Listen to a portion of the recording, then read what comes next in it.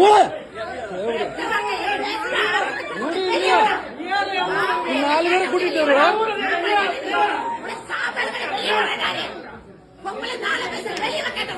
நீ பொம்பளை காட்டிட்டு இருக்க.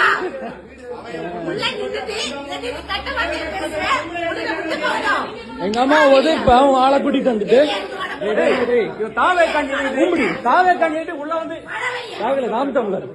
நீ நாம் தமிழர்ல நாம் தமிழர் எல்லாமே நாம் தமிழர். ஒண்ணு இல்ல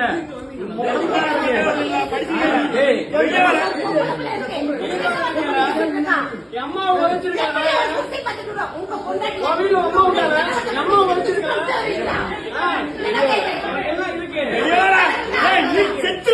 எனக்கு என்ன கொண்டுட்டு உள்ள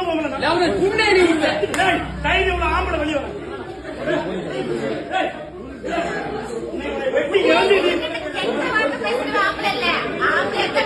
ஆம்பளை என்ன பொம்பளை அடிக்க கூடாது. எங்க அம்மா அடிச்சு அதுக்கு வரல. நான் வந்து எங்க அம்மாவை வேண்டிதான் நிக்கிறேன். எங்க அம்மா உதைச்சாங்க. எங்க அம்மாக்கு யூட்ரஸ்ல பிரச்சனை இருக்கு.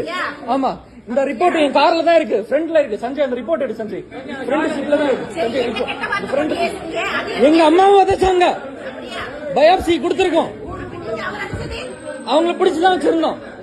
உங்ககிட்ட நான் வந்து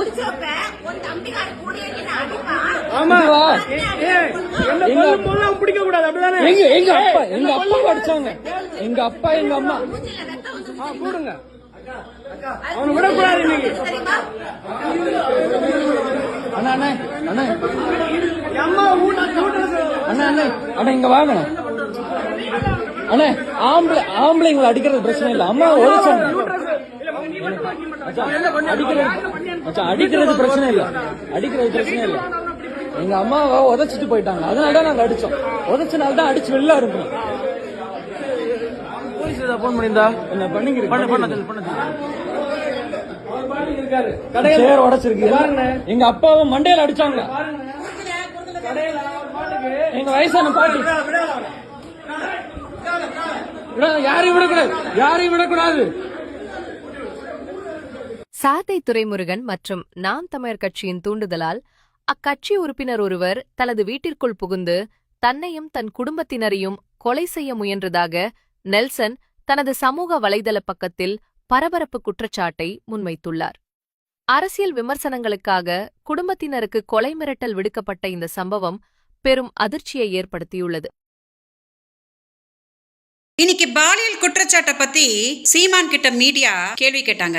அதுக்கு சீமான் ஒரு பதில் சொன்னாரு பாருங்க. அது எப்படி மிஸ்டர் சீமான் நீங்க அப்படி நடிப்பீங்க?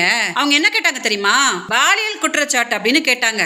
2008 நாங்க உங்க ஆபீஸுக்கு எங்க அக்காவோட குழந்தைய தூக்கிட்டு போயிட்டாங்கன்னு சொல்லிட்டு கதறிட்டு வந்து நின்னோமே, அப்ப என்ன மிஸ்டர் சீமான் நீங்க பண்ணீங்க? என்னைய காப்பாத்தீங்களா? அதே ஆபீஸ்ல வச்சு என்னைய கதற என் வாழ்க்கையை சீரழிச்சிங்களே, மறந்துட்டீங்களா?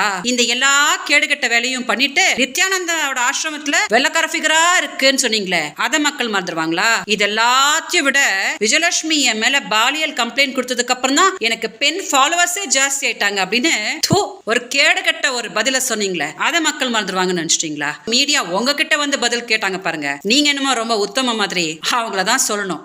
நீங்க பெண்களை காப்பாத்த போறீங்களா? உங்ககிட்ட இருந்துதான் மிஸ்டர் சீமான் தமிழ்நாட்டுல இருக்கிற பெண்கள் எல்லாம் காப்பாத்தணும்.